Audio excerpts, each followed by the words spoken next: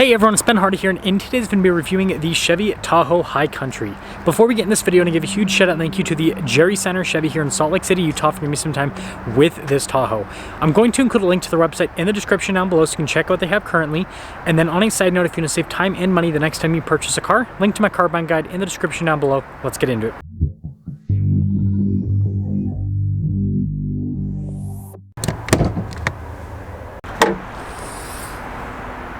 Under the hood, we have a naturally aspirated 6.2 liter V8 that goes through a 10-speed automatic transmission. Fuel economy is 14 around town and then 18 on the highway, with power outputs being 420 horsepower and then 460 pound-feet of torque.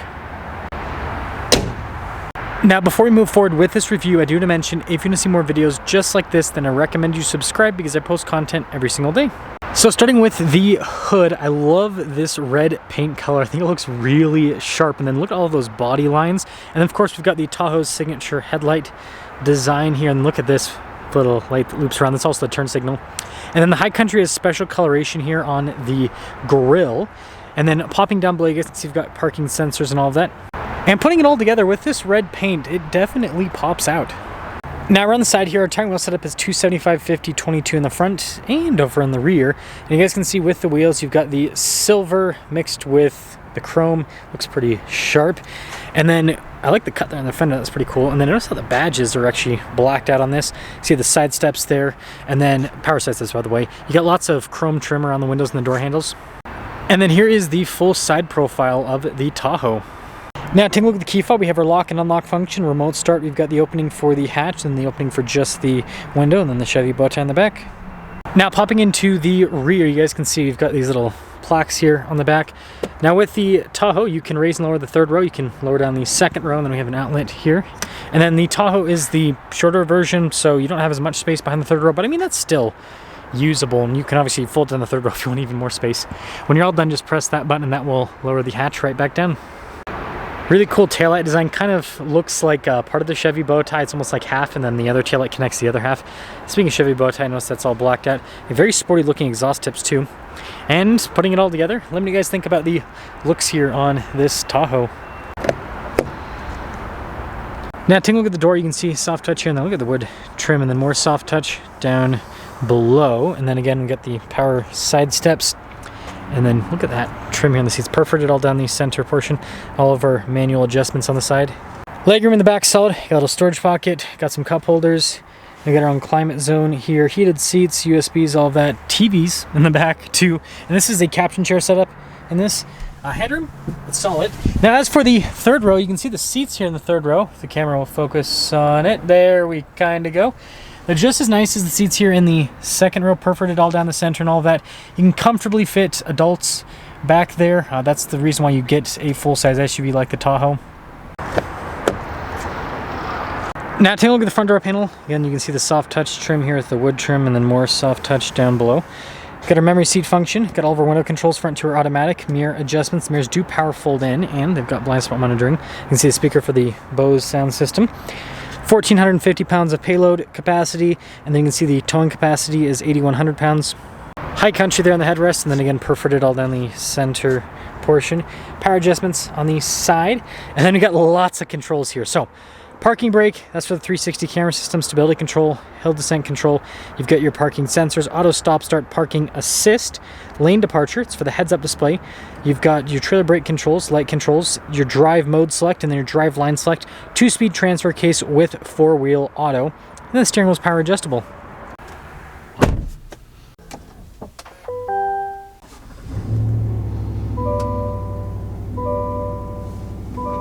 Now, taking a look at the steering wheel, you guys can see soft touch all around. You got radio controls down the back, and this one has Super Cruise, so you can see the little bar there at the top.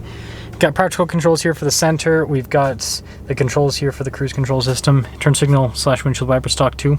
Full digital gauge cluster here, and you know, you can scroll through different bits of information in the car, and this is where you can also see the drive modes. We got a sport, off-road, tow haul, and then a normal mode. Now, this does also come with a 360 camera system. You can see out of every single angle here with the vehicle, solid resolution overall, and it's nice to have because the Tahoe is a big vehicle. As for the rest of the screen, response time's good. It's got Android Auto, Apple CarPlay as well, and then you can see we've got a shortcut bar there on the side. Nice trim all over the dash, and then you can see the heads-up display. But yeah, this kind of continues all across. Got the little storage thing there, then more soft touch trim. And then glove box, yeah, it's pretty big. Got the not controversial gear selector, we'll say that. And then we've got some controls there for the radio, dual zone climate controls. You also have the rear climate control from the front, heated and ventilated seats. And the heated steering wheel button's been moved to right there because of the Super Cruise. And then this is our charging area.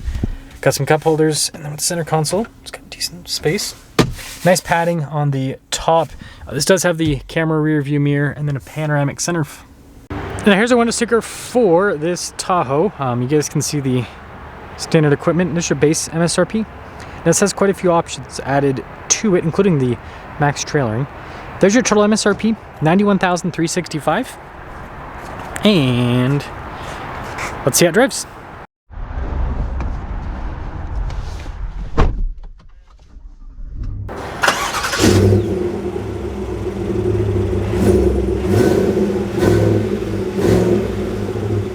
About visibility before we set off, here's visibility over the hood, both the mirrors, the rest of the rear, and, well, High Country away. Not sure what I'm going to title this video. I think something about the Escalade, because, yeah, I mean, this is a very nice vehicle, and it is significantly more affordable than, I mean, you can get like a base Escalade in the 90s, but if you're talking feature to feature, you know, similarity between this and an Escalade, yeah, the Escalade's gonna be quite a bit more expensive. The only thing this is missing that I would see in a more loaded up Escalade is just the air suspension. But, you know, for me, it's funny, gosh, when I say this, I always feel like I'm getting old now. I don't care about air suspension, because all I think about is, man, if I kept a car for, you know, 10, 15 years, that's just another thing to go wrong. That's another thing to break, and then I have to, you know, pay for that, right? Just that's what I think about now with air suspension. It is nice though, with the ability to change the ride height and just the comfort you get as well. Good torque out of the engine. 6.2 V8's a strong powertrain. It's a big old truck. Wow, it's like mega garbage truck. But let's see, kind of, ooh, yeah, suspension damping's decent. Again, I've recently reviewed, what was it, a Yukon that had the air suspension? Yeah, it was a AT4, and you can tell the difference. The air suspension cars are a little bit more comfortable. I'll get turned around here and we'll get a real acceleration. Ah, that makes sense. It's like a commercial garbage truck, so it's bigger.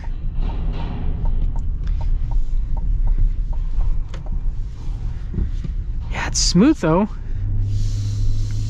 And you know, even though this is a big body on frame SUV, the independent front and rear suspension do help out with handling. I'm always kind of on the fence about independent rear suspension. Yeah, independent rear suspension in these SUVs, because I'm like, man, if they just did a solid rear axle, it'd be so much better off-road. But I'm like, nobody takes these off-road, so it's always a back and forth situation with me. But let's see how this goes. Ooh, yeah, 6.2 V8. Gotta love that powertrain. It is just sounds good. It's got great power. And the thing that I always think about with these Chevys, with the 6.2, I know the 6.2 is a price premium over the 5.3, but like, this has more power, and the fuel economy numbers always seem to be like the same with the vehicles. If they have, you know, if one has a 6.2 and one has the 5.3, so I'm always just like team 6.2 because of that. Just my take there. So to cap things off here with the Tahoe High Country, if I were in the market for a luxury full-size SUV, which I would call this a luxury full-size SUV, then I don't know, I think I'd rather get this over the Escalade. I understand the Escalade is, you know, technically a cooler car, technically more of like a status symbol, yada yada yada, but I guess my thought is this, you know, feature-wise is pretty much the same as the Escalade, and I would say this feels kind of in some respect a little bit more special than the Escalade, simply based on the fact that there's a ton of Escalades, right? Whereas, yeah, there's way more Tahoes than Escalades, but there's not a lot of Tahoe High Countries. You see what I'm getting at here, right? I mean, if like, that's just kind of, that's a weird way to put it, but that's also kind of a thing, unless it's the Escalade V. Escalade Vs, those are always cool. But regardless, let me know what you guys think about the Tahoe High Country. I think this is a really cool vehicle, and I think if you're just looking for like the best bang for your buck luxury full-size SUV, yeah, $90,000 is a lot of money, but this provides that. And you know, I mean, I think you can get these with air suspension. You just have to add it as an option. If you wanted this to be like identical to an Escalade, air suspension, boom, you've got an Escalade for like $20,000, almost $30,000 less money.